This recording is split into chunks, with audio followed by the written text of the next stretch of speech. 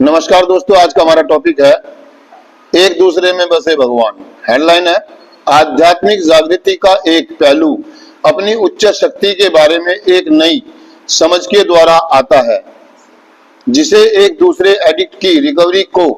Share करके हम विकसित करते हैं।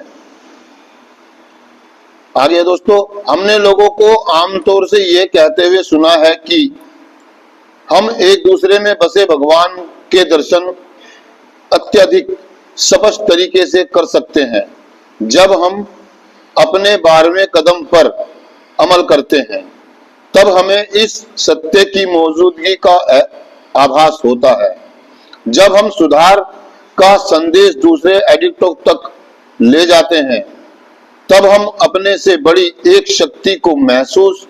करते हैं, और जैसे जैसे हम संदेश को काम करते हुए देखते हैं तो हमें एक और बात का एहसास होता है। यह संदेश ही है जो सुधार लाता है, न कि संदेश वाहक। उस बदलाव का कारण हमारी अपनी ताकत नहीं, अपितु एक उच्च शक्ति ही इस बदलाव का स्रोत है, जो उस वक्त अपना संग रंग दिखाने लगती है जब हम अभी पीड़ित किसी दूसरे एडिक्ट के पास रिकवरी का संदेश लेकर जाते हैं। दोस्तों, एक दूसरे में बसे भगवान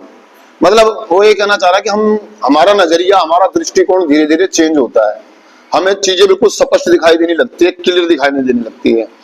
जब हम कार्यक्रम में आते हैं दोस्तों। तो क्या हमारा नजरिया, हमारा दृष्टिकोण, या ये कह लो हमारी आध्यात्मिक शून्यता होती है, हमारा दिमाग बिल्कुल बंद होता है, हमारी सोचने समझने की, चीजों को महसूस करने की, देखने की पावर जो होती है ना, वो खत्म हुई हुई होती है।